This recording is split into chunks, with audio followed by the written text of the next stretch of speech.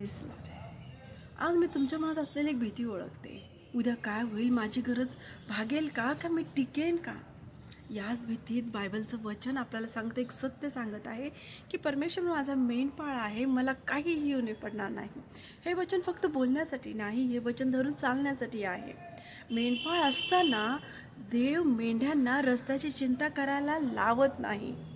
तो पुढेच चालतो आणि मेंढ्या त्याच्या आवाजावर विश्वास ठेवतात. आज कदाचित तुझ्याकडे सगळं नाही, पण तुझ्याकडे देव आहे, आणि ज्याच्याकडे देव आहे त्याला कधीही कमतरता नसते. कदाचित इच्छा पूर्ण होणार नाहीत, पण गरज कधीच अपुरी राहणार नाही.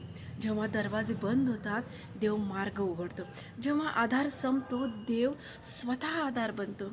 आज ठाम उभे राहा आणि जाहीर करा, माझी भिस्त परिस्थितीवर नाही, माझी भिस्त माणसांवर नाही, माझी भिस्त प्रभूवर आहे. आणि म्हणूनच मी विश्वासाने म्हणेन, मला काही उणे पडणार नाही. आमेन. God bless you.